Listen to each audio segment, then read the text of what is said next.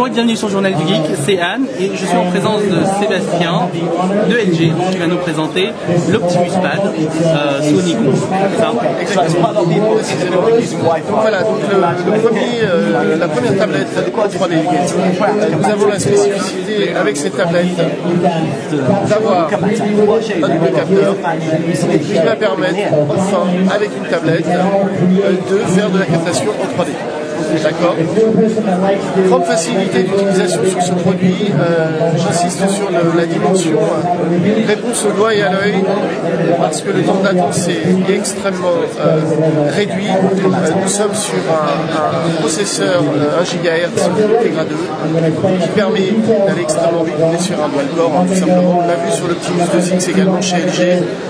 Nous implémentons de plus en plus des doubles processeurs sur nos téléphones qui permettent véritablement aux consommateurs d'avoir une vraie expérience optimisée par une rapidité de secondes. Voilà. Alors je te coupe juste un tout petit moment parce que tu as montré une vidéo donc, pour nos lecteurs. Donc c'est une vidéo qui est en 3D effectivement. Donc c'est-à-dire l'écran n'est pas 3D mais on peut utiliser des paires de lunettes. Ce qui veut dire aussi potentiellement que l'écran propose au moins un rafraîchissement de 120 Hz. Ce qui est plutôt cool pour la fluidité totale de l'engin on va dire. Voilà. Je te laisse continuer. Voilà. Autre spécificité de ce produit, c'est bien sûr d'avoir accès aux applications Google. Nous allons venir ici. Et nous allons retrouver par exemple sur Google Talk. Voilà. Nous allons également potentiellement avoir accès aux applications Books qui permettent aux consommateurs d'avoir accès à son contenu comme ils le souhaitent très simplement. Et puis, clairement, dans cette volonté d'amener au consommateur final une expérience 3D simplifiée, agréable, nous avons un menu spécifique 3D qui permettra d'avoir accès à ces photos, à ces applications, qui permettra de véritablement vivre jusqu'au bout de l'expérience 3D. Voilà. Donc c'est une première mondiale pour LG, ceci mérite une fois d'être noté. La 3D arrive sur les tablettes et voilà, c'est une bonne nouvelle du GS Congress cette année. On va juste compléter un peu aussi. Alors nous c'est notre avis hein, maintenant. Là-dessus on apprécie le format quand même 15:9 il me semble, c'est ça? Alors on est sur un format 8.9 LG bien sûr. D'accord. Alors qu'on est d'habitude sur des formats 7 ou 8 pouces. Donc on a considéré aujourd'hui, un certain nombre d'études démontraient que le 7 pouces était considéré comme trop petit. Une expérience de visualisation qui soit d'une 200. Or, le 10 pouces était moyennement portable, donc nous avons réussi finalement, c'était juste que d'apporter une solution qui soit à mi-chemin et qui permette une parfaite visibilité d'écran pour le consommateur tout en étant sur un format facilement portable, puisque ça reste l'objectif d'une tablette d'avoir un produit portable. Voilà. D'où le format aussi d'ailleurs un peu plus 16/9, donc je disais 15/9. Qui est pas mal du tout, qui colle bien à ce qu'on en cherche. Donc voilà, après au niveau technique, rien à dire, c'est du Tegra 2, c'est super rapide, c'est fluide, vous pouvez le voir vous-même. Les applications seront accessibles ici, vous pouvez faire vos favoris, donc sortir de là, et donc avoir accès ici à une sorte de carrousel avec justement tous vos écrans, voilà, et les widgets si vous voulez, pour les ajouter par exemple. On a envie d'ajouter ce widget, on va prendre cet écran là, voilà, tout simplement. Et là vous avez votre widget que vous pouvez vous déplacer après comme donc là vous pouvez y voir, je ne sais pas si on voit sur la vidéo, mais vous avez une petite croix qui permet en fait de positionner le widget ou les icônes là où vous voulez, tout simplement. Donc c'est assez là-dessus Android et Google ont fait un boulot formidable. Et puis avec du bon hardware, finalement ça donne quelque chose de carrément cohérent par rapport à une certaine tablette dont on ne citera pas le nom. Voilà, donc un produit qui sera disponible début mai.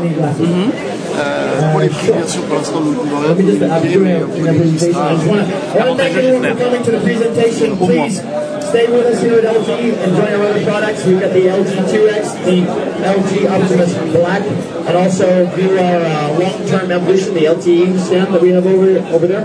My name is Conrad Chase, and I will be here to answer any further questions for you. Thank you very much, and happy Valentine's Day. Bon, forcément, il y a du bruit parce qu'on a choisi de faire notre vidéo pendant une annonce LG, donc comme ça, c'est beaucoup plus drôle.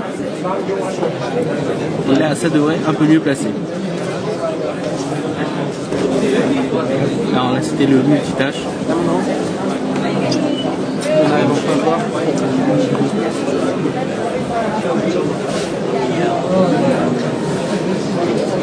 Bon, évidemment, le clavier est en QWERTY parce qu'on est à Barcelone, mais totalement configurable en AZERTY.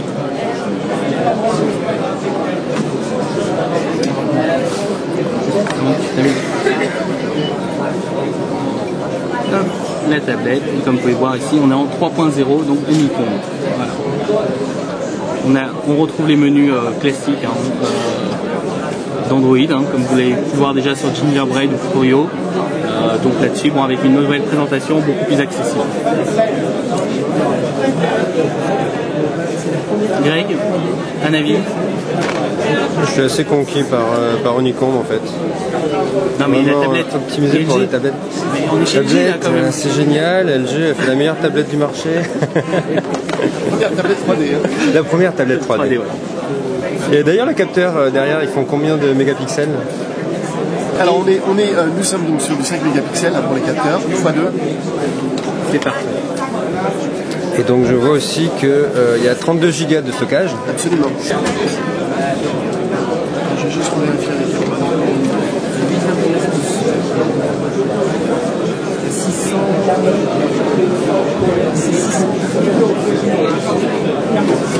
Donc si on fait un petit tour aussi de la tablette, peut-être au niveau des sports. Donc derrière le capteur que vous avez vu au début avec donc un flash LED. Un flash LED effectivement. Ici on a une sortie micro HD, mini HDMI il me semble, et micro USB. Donc là on a les connecteurs visiblement pour le dock qu'on trouve juste là. Qui est là, voilà. Voilà, vous avez juste à le poser. Et lui-même possède les mêmes sorties qui vont aller directement sur votre télé et pouvoir la recharger en même temps. Donc du coup c'est quelque chose d'assez joli. Si on le pose, hop, on va le poser là comme ça. Voilà. Imaginez ça chez vous, à côté de votre TV, LG évidemment, c'est mieux. Et puis voilà. Non mais je dis ça parce qu'on est sur. Il faut noter par contre que la sortie justement micro HDMI, en fait, si vous avez filmé en 3D, vous pouvez le sortir donc sur une télé 3D. Tout à fait. Et ça, si vous avez une télé 3D chez vous, ça fonctionnera parfaitement avec vos lunettes. Donc à noter aussi, en parlant de 3D, du coup, l'écran est un écran passif. Donc c'est pas donc la paire de lunettes qui sera livrée avec est une paire de lunettes passive. Donc du coup beaucoup moins épaisse et beaucoup moins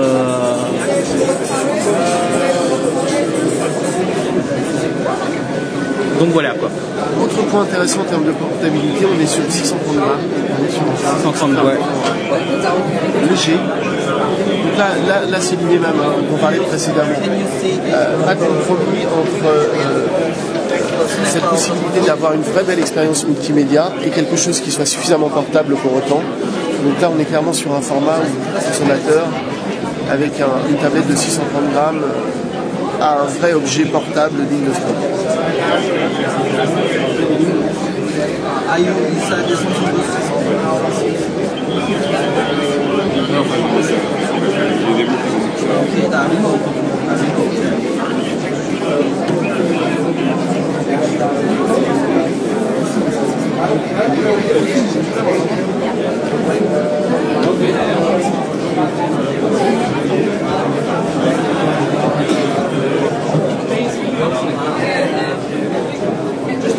Donc voilà, je pense qu'on a fait le tour. Ben, je crois qu'on a fait le tour.